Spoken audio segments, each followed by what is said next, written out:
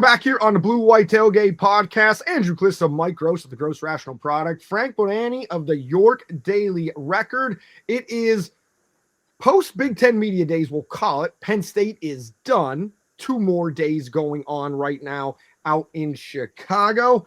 And when you're in Chicago, getting to the Midwest, sometimes it's fun. Sometimes it is not so fun. You can tell Frank Bonanni, he is in a hotel room, presumably at the world famous Chicago Hilton.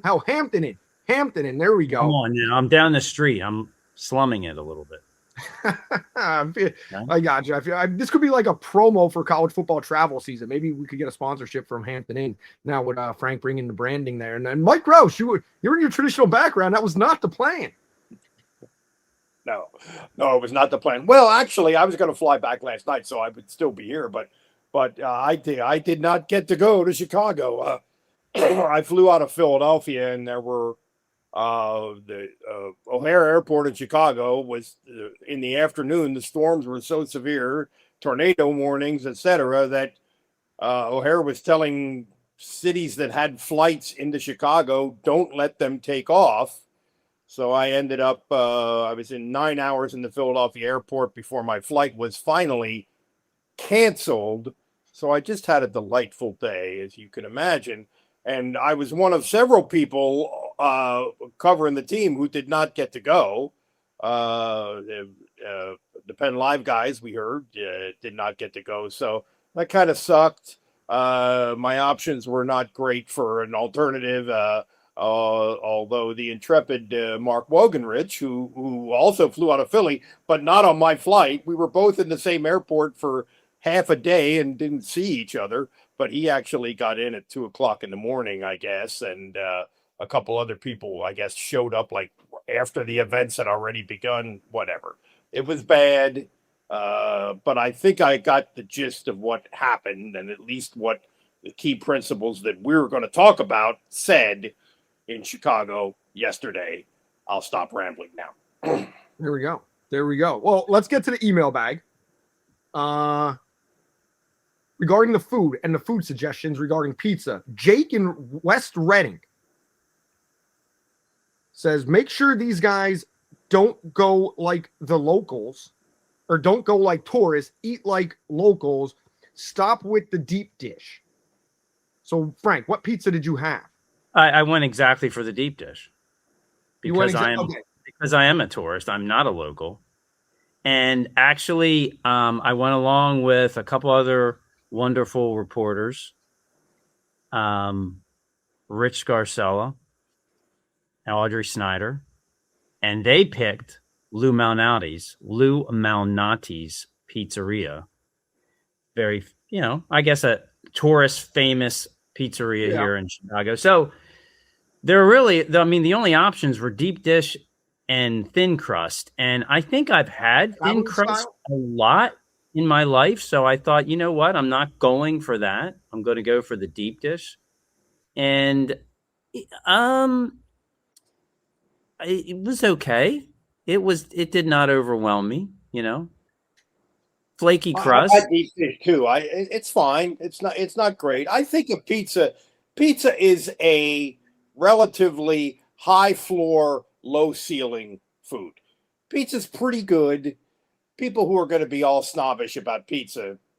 Yeah, this was not that. And maybe because I got a personal, right? So I'm going for the small deep dish, which might go against the whole idea of a deep dish if you're getting something that's so small. Maybe I really needed to partake in like a regular size deep dish to get the full effect. I'm not sure. Don't eat it with a fork. But, hey, I made it here, with not a lot of time to spare before the storms hit. I was taking the train downtown when they unleashed and got basically caught in a Starbucks across the street because I couldn't make it anywhere else without getting completely drenched. And at that time, the other thing you got to know, Penn State was delayed by 4 or 5 hours trying to get here as well. They didn't get there until very late. Matt Campbell, so, and players, everybody. We were supposed to talk to Pat Kraft Monday early evening, which would have broke up the interview sessions very nicely, but that did not happen. So we jammed everything into Tuesday, meaning 3 Matt Campbell opportunities and Pat Kraft and 3 players. And I also got a little separate session with Tony Rojas beyond that. So really, it was just talking to Penn State people all day long in the Hilton Hotel, which I must tell you, and Mark Wogenrich can vouch for this, the giant main conference room, interview room, I think they had it at maybe 59 degrees the entire day. That's great. I actually thought of that, and I packed a sweatshirt. I remembered that. I can't. Are you serious? I give enormous credit for remembering that. I had a sweatshirt. I packed a sweatshirt, even though I didn't even pack a suitcase. People were putting on extra clothes. People were talking about they should have brought coats. It actually was. I'm only bringing this up because it was kind of funny, but it was a real thing toward the end of the day. Like your hands and arms were getting cold, and it wasn't warm outside, so you couldn't go outside to actually warm up. This is the end of July. None of this makes any sense. Yeah. But there we go. All right. Yeah.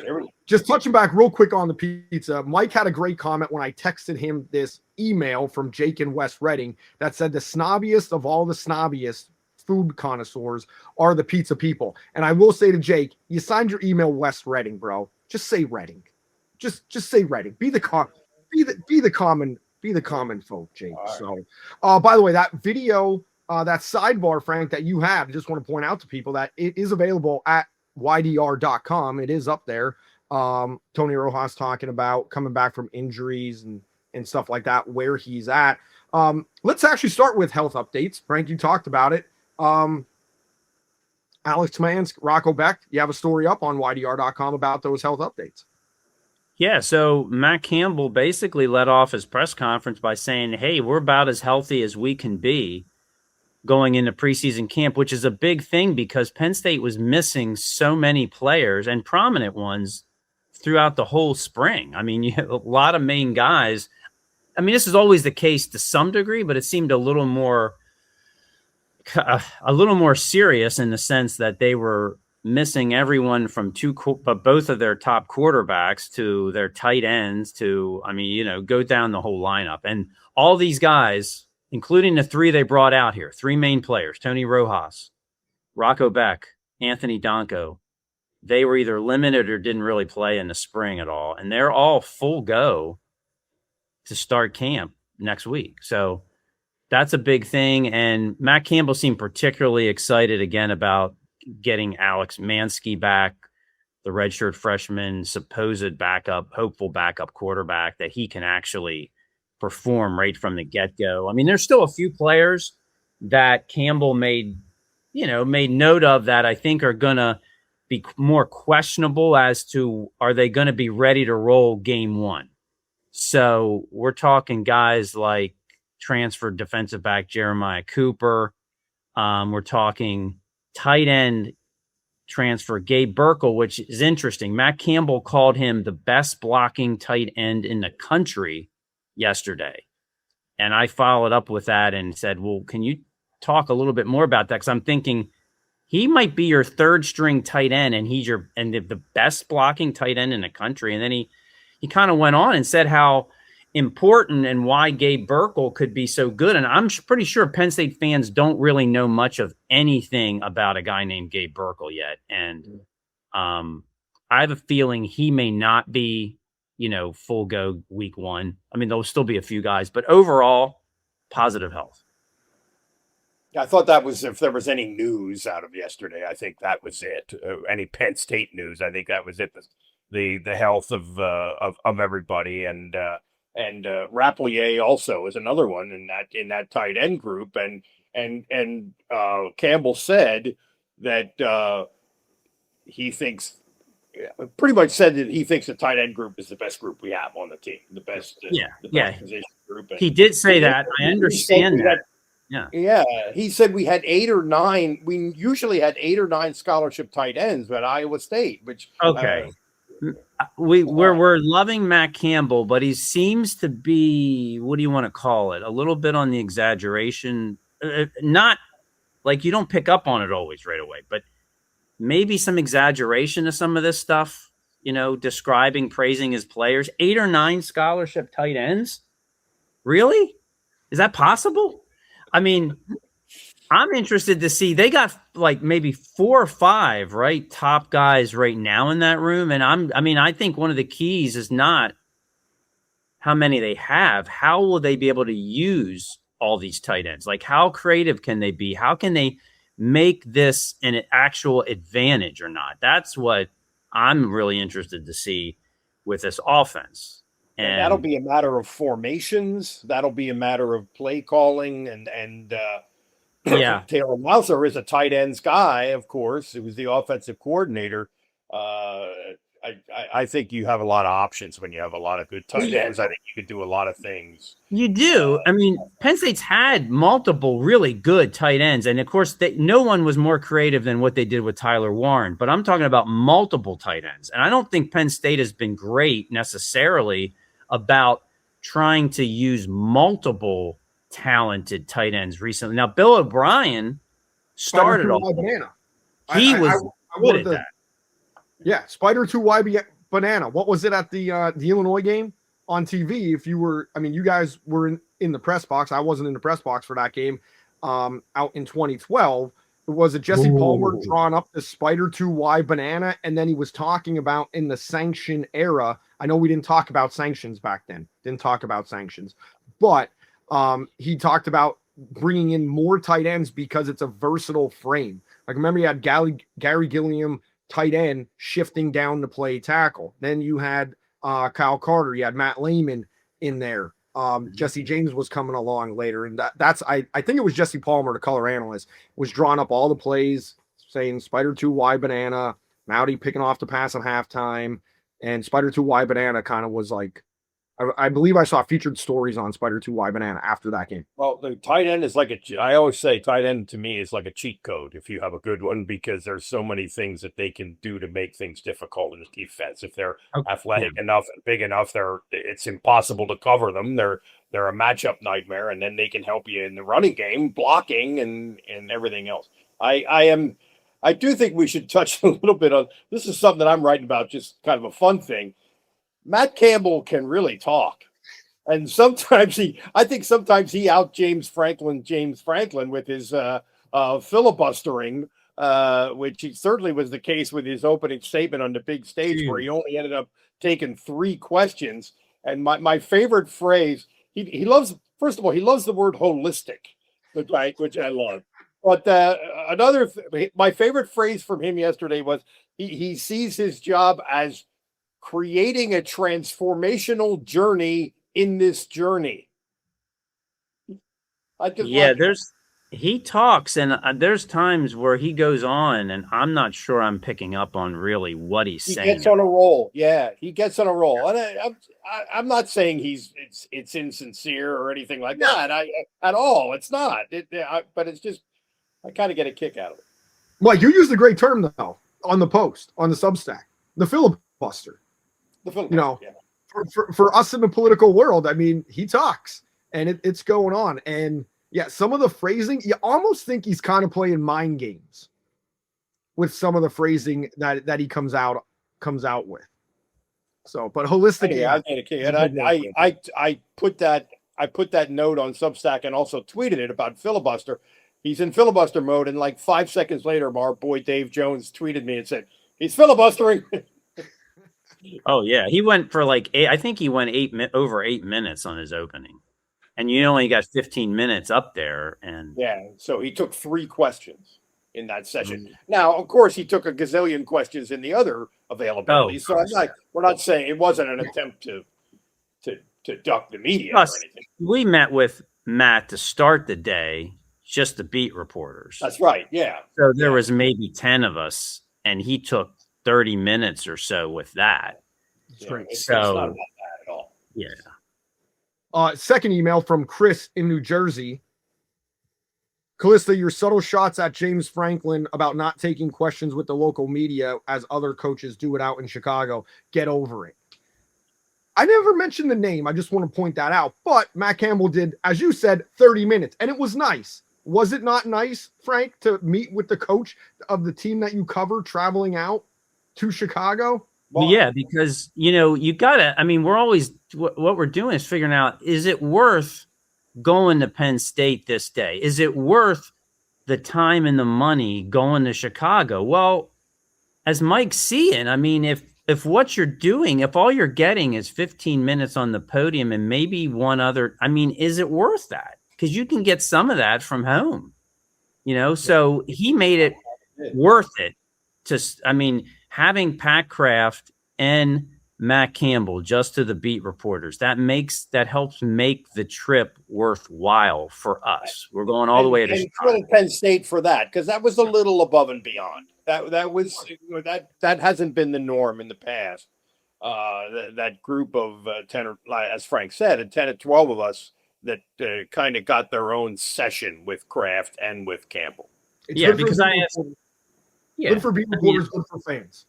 Yeah, I asked Matt Campbell early on, is there a position group that you're intrigued by finding out what they can actually do, right? That has to prove it to you. He immediately jumped us all with the questions and went through his wide receivers and tried to say, hey, there's enough talent in here. Some of it actually, even though Penn State fans don't understand it, has been proven just on some level. And yet there's these young guys who they think can do it. They got to take the next step. I don't know how reassuring his answer really was. Yeah, I thought that too. But at least you got him to dial in on the wide receivers, which I remember we were talking about that. I said he's going to go through the whole roster. Well, he didn't. He went right to wide receivers. One thing I was struck with in that response to your question, Frank, was the first two guys he mentioned and the guys that he sort of thought, well, these guys are proven entities, are the two Iowa State transfers. He didn't mention Kobe Howard, who I sort of think I may be completely off base in this, but I sort of think of him as the one guy who maybe could become that electric, dynamic guy that so many teams that have been good in this sport in the last 10 years have had. And he didn't mention him until like 5th or 6th. And when he did, he basically said he's erratic. Sometimes he's spectacular and sometimes right. So that's so far been the MO for Kobe Howard to a degree, because James Franklin, almost to me, what I remember him talking about Kobe the exact same way. Like, he wasn't playing more. I don't think he was involved maybe more early on because he wasn't consistent enough. Yeah. That's what I get. And then you'd see him make a great play in a game. And you're like, why isn't that guy getting the ball more? Well, it sounds like consistency is maybe still an issue, and if you can't prove it on a regular basis in practice, how do they trust you for a regular role? That was a good answer about the wide receivers. And that's one part of it that I was kind of struck with, is what he said about Howard, which is kind of, but nothing Matt Campbell to me said trumped Pat Kraft yesterday by coming out and saying, yeah, Beaver Stadium is going to be the largest venue in the country, and we're going 109,000, and here's why this season. So, and we're not. Does the fire marshal know, and has he signed off on it? Because from what I've been told do you remember like the 2002 Nebraska game? Massive crowd. I think it was 110 and was supposedly the largest crowd. I was always told that the fire marshal said no to that number going forward, and it was a mistake that Penn State put in there because there was no easy way to get people out of the stadium. Not that you were getting 105,000 people out of the stadium, so 105 to 120 makes no difference. That was always just something that floated around. But 109,000 with the under construction, it seems kind of impossible. It does. Well, but there's, his point is that as they're going through the renovations, they're putting up all these temporary bleachers. Gotcha. So they're adding seats, basically maybe with height and in places they didn't have seats. And he's also makes this point over again. Now, we're finding nooks and crannies to add seats. He goes, anywhere I can add a seat, I'm adding a seat. I mean, how big is this supposed to be? I want it as big as it can be. Like, that's, I mean, I don't know. I mean, that's what he's saying. But to temper that a little bit, isn't it possible? This is something that I've read and heard about this a little bit. It's possible that the seating capacity will be greater this coming season than when the stadium is finished. Absolutely, because I think some of these extra, are okay. What we don't really know is how many of these extra bleacher seating, temporary seating, is going to still be there. Are they going to do how much of that? Because they're going, when they redo the bowl after this season, then there's going to be chairback seats. So, there's going to be less seats in some ways. Like you said, Mike, I think we believe there's going to be less seats in some places in 2027 than there is in 2026. So, but I think his goal is to stay number one in the country. That's what he basically told us. So whatever it takes, he's going to be above Michigan. Interesting. We'll get to Pat Kraft in a little bit. Frank, I wanted to go back to the Tony. Well, before we get to the Tony Rojas bit, Mike, what was your impression from just watching from far away? And Frank, your impression from watching up close? Because we talked before Big Ten Media Days. How is Matt Campbell going to acquaint himself with what's going on? So how did you guys see it from each of your different perspectives of how Matt Campbell either handled himself, handled the Big Ten network outside of the filibustering, but just fitting in with other Big Ten coaches, other Big Ten brass that's there? I know we had a sidebar with the commissioner as well. Well, I think that there's an awful lot of respect for this guy within the football world. And we've talked about, and somebody asked him, you turned down the Detroit Lions. You've turned down other jobs. Why this particular job at this time? So I think he's I guess ingratiated himself to the extent that that's possible early on. And, despite our talking about his flowery rhetoric here and talking, he's there's no doubt in my mind that he's a very sincere person, that he means this stuff. And I think that comes across. Yeah. I mean, it's a new process. I mean, this is kind of an overwhelming, weird kind of situation anyway. You have 18 teams. So you're going 6 teams a day over 3 days here. You have, I don't know, hundreds of media people of some sort and fashion, and there's so many of them. There wasn't enough. Like, we're struggling to find seats that have power outlets, right? To plug in our equipment. Always an issue for us, man. Matt Campbell's this is different than the Big 12. I mean, he's thrown in the middle of, kind of a situation with, on a platform with questions coming at him. But I mean, he's used to this. I mean, this isn't new stuff for him, but it's a new situation. Each step of this first year is a new situation to him, right? I mean, he's trying to tell us about a team that he doesn't even really can't possibly understand how it's going to work until he goes through preseason camp. He kind of hinted at that. Like, I'm going to find out more that I need to know in August. Okay, well, we're not quite there yet. And then we're going to find out, obviously, a lot more once they even play the first game or two. But so he's trying to do his best to say, hey, here's what I think about a team that has 50 new guys, 50 other guys who stayed who I really never have seen play in person.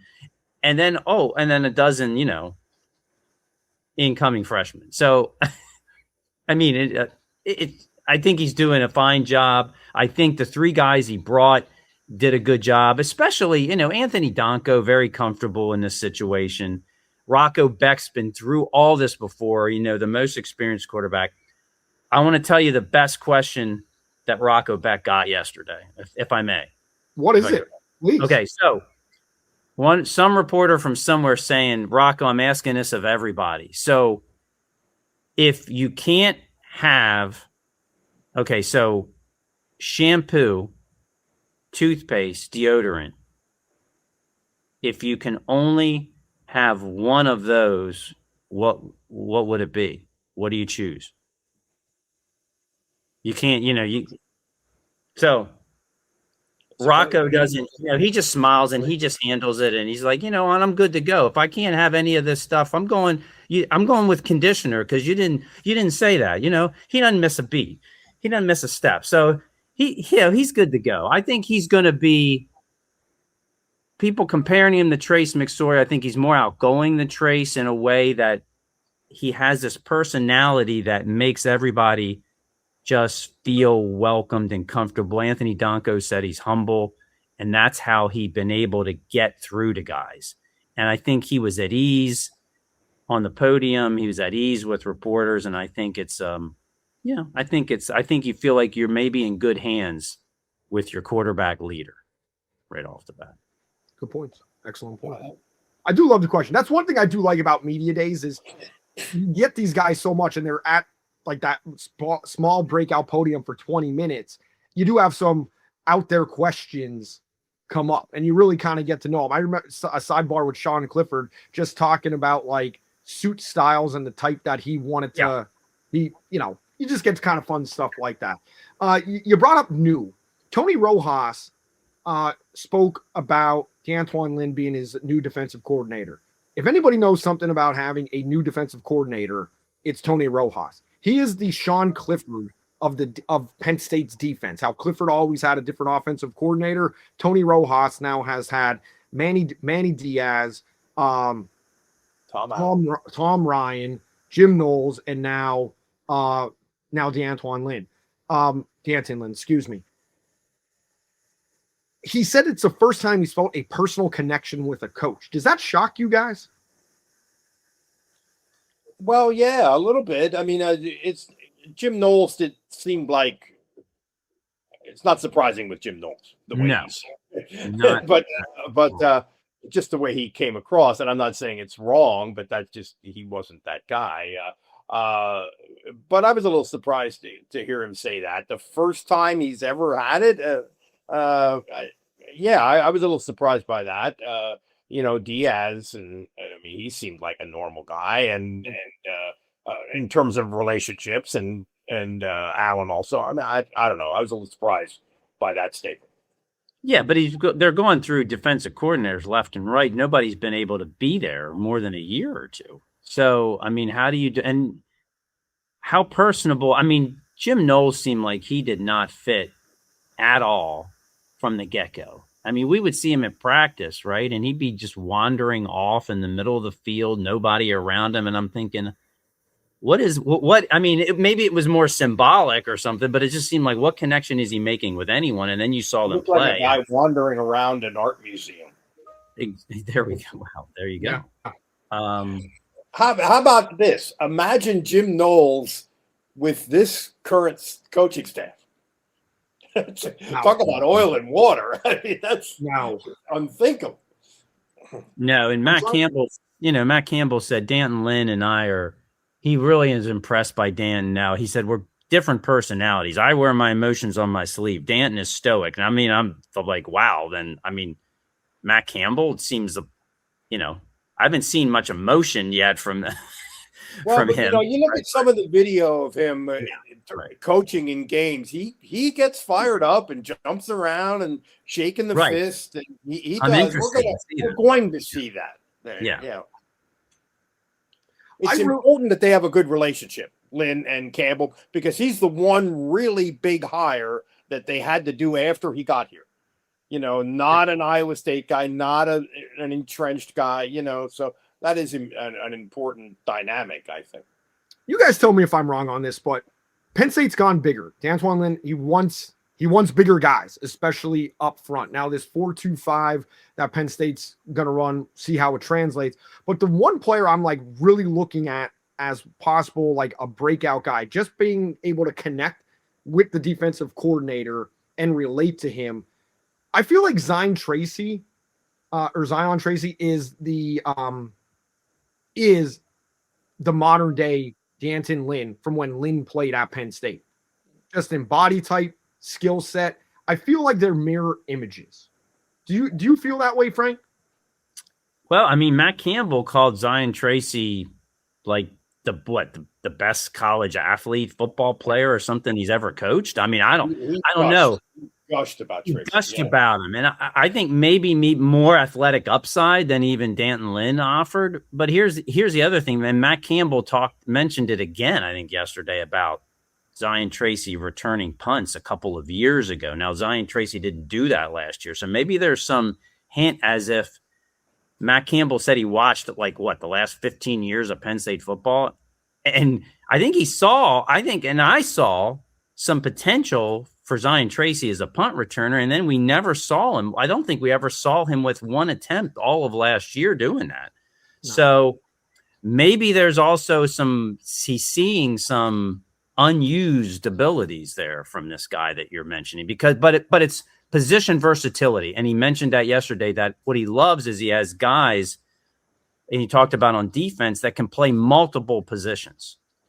And Zion Tracy is one of those because, you're talking cornerback, safety, nickel, can he return punts? There's different, that's what he loves right off the bat. You know who returned punts? I'm sorry? You know who returned punts at Penn State? Who's going to? Danton Lynn. Okay. Did he really? Yep.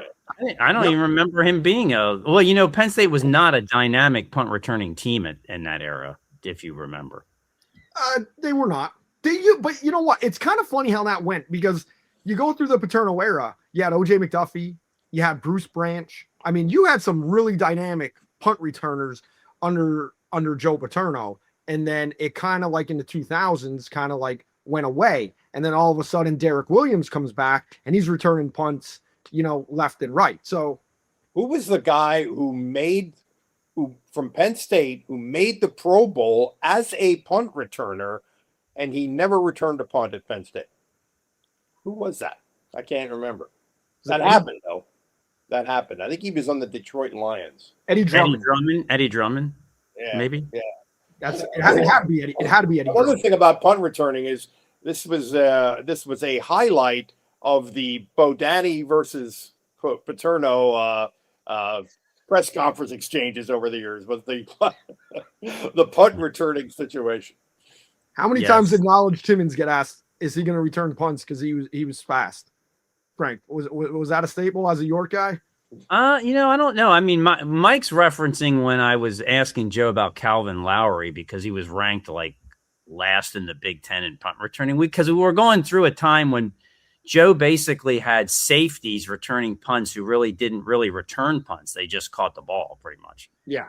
And I asked Joe about that, and Joe quickly said that might have been the dumbest question he's ever heard, which I kind of felt honored in a sense, that in 50 some years or whatever, 60 years of coaching, that I actually found maybe the dumbest question possible. And I'll tell you what was really dumb about that is, in this ongoing exchange about Calvin Lowry, is Joe would always say, hey, we can count on him to catch the ball and not screw it up. And he screwed it up almost every game. He not only was not making the big return, he made numerous mistakes in the sort of little judgments and ball protection things that you have to do as a punt returner. But that was Joe's story, and he was sticking with it. And by God, Bodani, that might be the dumbest question I've ever heard. Special teams, man. Special teams. That's great. I was around there. By the way, I just did a quick Google search to check the Lynn returning punts.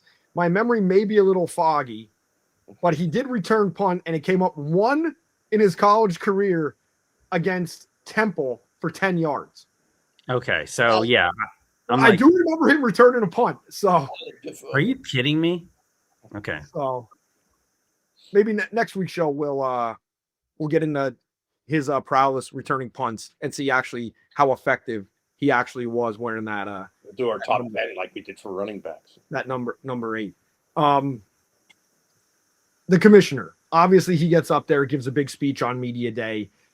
The SEC talk of possible breakaway. He talked about the college football playoff going to 24, basically, and came right out and said, if you go to 24, we're not doing a Big Ten championship game. The SEC, they were the first to do the championship games. They obviously want to stick with their tradition. Did you get the sense that he has everybody truly in marching form to go along with what the Big Ten office wants? Or I really wonder about that. I really wonder if all the coaches, if you injected them with truth serum, would how they really feel about that. But I will say this, and this I wrote about this yesterday. I'm still opposed to the 2014 playoff. I think it's a bad idea. However, he makes a pretty good argument for it. I thought his argument for it, specifically addressing the thing that it will nullify the regular season, which is what everybody says. And he said, one of the things he said was, I think it makes the regular season more meaningful because no matter what, every game is going to matter. Even if you've already locked up the playoff, you're playing for seeding. You're playing to get a home game. You're playing to impress a committee.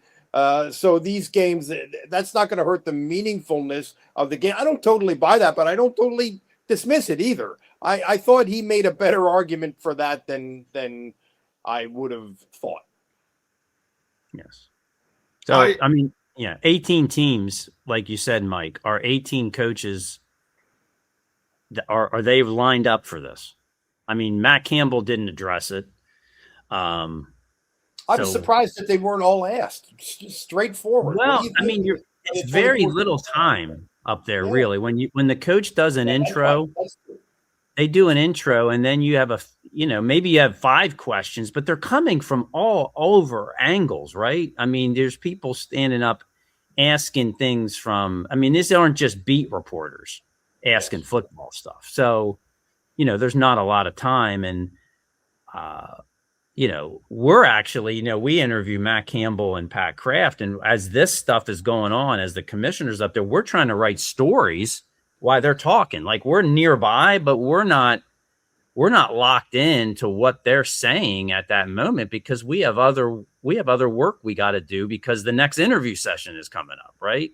So it's a different dynamic. Like, we're not just sitting there, just listening all day per se to what these guys are doing, and not having the ability to go around. Like, we don't really have the ability to go around to all the other 5 coaches and teams and ask them this stuff if we wanted to, right? Because we're not national guys. We have to worry about all these Penn State opportunities and really kind of focus more on that. So, Mike, I could get behind the argument about it makes the regular season more important, but then get rid of the preseason polls.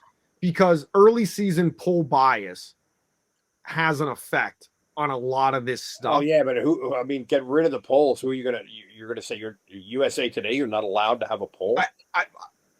I get it. Do you know what I'm like? The coaches. I don't know how you do that. Exactly. So like, people should be smart enough to ignore those polls. Yeah, and I think those polls have much less weight than they once did.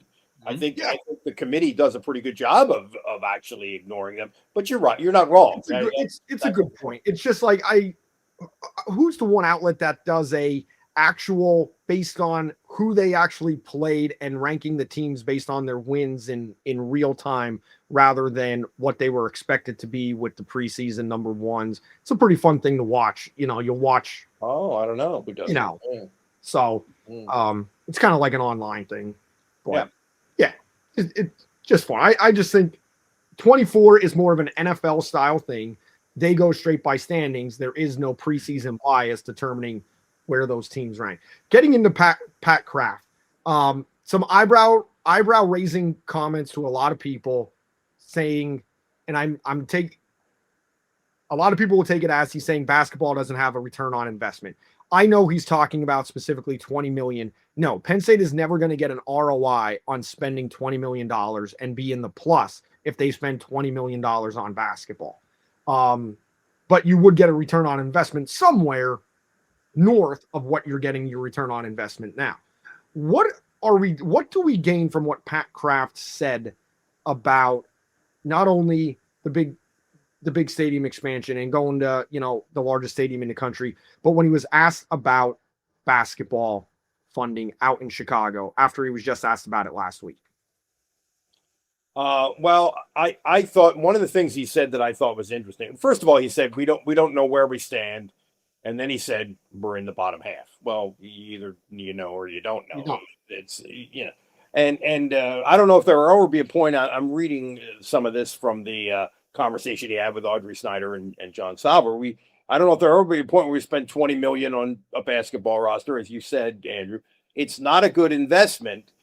And then he said, I thought this was interesting. All of a sudden, you're seeing basketball programs that were revenue positive, and they flipped on their head. Does that mean schools are spending a lot of money? Schools that were making money on basketball now spending so much that they're losing money. That sounds like what he's saying, right? That's not what he's saying. Yeah. So I thought that was kind of striking. It's hard for me to believe that it wouldn't make some sense for them to spend a little bit more money. I mean, I don't want to scoff at millions of dollars, but $5 million or so is not a gigantic number in the context of Penn State's athletic department and the size of that operation. And you want to spend money on field hockey, you want to spend money on swimming, you want to spend money on fencing. You know for a fact that you're losing money on those things, and you always will. That doesn't mean you don't try to do everything you do well, I guess. And the other piece of it is the one thing he said, Kraft said, that I think is probably accurate and on the money is that it's probably going to have to come from private donations. Somebody's going to have to decide, hey, I really want to see Penn State win in basketball, and I've got the money to help make it happen. Here's X amount of dollars. I think that's the way it's probably going to happen. Right. Because he talked about, he's got 30 teams that he's got to help find ways to support, and he can spend a lot less money on those other teams, and they can challenge for national, league titles and national titles. What do you have to spend on basketball to get the reward you're talking about? Yeah, I think maybe the math is more daunting than we thought. What is the reward? What is the realistic reward? Because I know he likes to talk about championships, and everybody wants to talk about championships. I don't necessarily think in basketball terms, Penn State, the reward is championships. I think it's competitive and every now and then making the tournament once every 3 years, every other year at most. And I think he believes you can do that without spending a lot of money. That's his point. That's his side of things. I think he can, if that's what you're looking for, he's talking like that could happen and maybe should this coming year without spending $20 million. He predicted that they're going to be better this year. I mean, based on a bunch of guys that he's never seen play basketball. I mean, I don't know how you I don't know how you can predict it. But let's point out though that this is not new. The previous basketball coach left for the very specific reason that I got no shot here with the NIL money. He said that, right? Yeah. Shrewsbury flat out said that. I was surprised at his honesty in saying that. So this is not news. It's one of those things that it's hard not to think you got to spend money to make money, but maybe Kraft is saying the numbers tell me that's not really the case. Yeah, and it kind of goes. You're putting your coaching staff, Mike Rhodes specifically, who left a program with more resources to presumably come here, because if he's leaving a program with more resources and basketball-rich tradition, you got to think a president came from Louisville, that promises were made that, hey, we're going to invest and give you the same things for a chance to actually compete. That's the piece of it that is just like the right way to treat human beings. What was Mike promised when he came here, and how far short have they been of delivering that promise? We don't know that. And that's, and I get Penn State's coming off of an NCAA tournament appearance and a win when they hire Mike Rhodes. That's not really building blocks. If you're starting from zero, that's catching lightning in a bottle and then just starting over, which is what Penn State has done repetitively from every single Penn State had to grow something, going back to the Sweet 16 with Joe Crispin. Yeah, so it's a very sparse history. There is some history, but it's a sparse very sporadic history. Yeah, most of it is bad. And you're building something from literally nothing. That does take more money, to seed money, if you will. It's like when you have a small business and you put that tip jar out for your under the table paid employees. You start that tip jar with a 5, sprinkle in some change, get the customers, get those high school kids some money. Small donors. Small That's what donors. makes the country great, for God's sake. Politics, athletics, it all works. So, guys, anything else to cover coming up here? Exciting time. Local media days coming up in a little over a week. We got a good show. It's going to feature Happy Valley United before we get to Penn State's local media day. So we'll get to ask some questions in the NIL sphere there. I mean, we've got NIL sphere questions on this podcast coming from former IRS agents testifying before Congress. And now we're going to get NIL questions with Happy Valley United. Exciting times. Exciting times. I am looking forward to that because, again, we've talked about this before. This is like the last frontier. We don't know as much about this as it seems like we should, and certainly as much as I would like to. Just basic curiosity. Awesome. Frank, any closing words? We were treated to a special appearance from Kajana Carter yesterday. Oh, that's right. Yeah. Hall of Fame, Kajana Carter. He got the. Was he working for anybody, Frank? What was he doing? I don't think he was working. I mean, he's a Hall of Fame guy. He had a credential, but that doesn't mean it. Because Matt Campbell asked him, "What do you hear?" And he just like pointed to his credential that said, Kajana Carter, Hall of Fame. No. So that's why he was there. Did you book him for the podcast?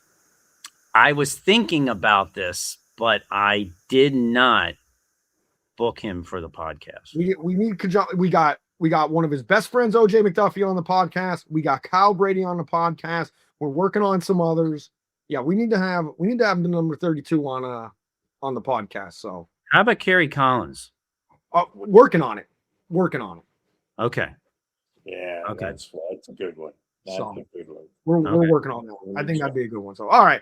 Want to thank everyone for watching. Don't forget, email the show, BlueWhiteTailgate.com. Pay attention. Expecting it to be in a couple more outlets this year. Thank you for all the comments. The pick, Pat Narduzzi, last episode, that generated a lot of comments on YouTube. So we always appreciate every single comment that we get. Let us know how we're doing. Give us your thoughts on the preseason. Or the upcoming season, I should say, on what your expectations are for this Penn State football team. For Mike Gross of the Gross Rational Product and Frank Bohaney of the Great York Daily Record, I'm Andrew Clista. Thanks for tuning in. Have a good one.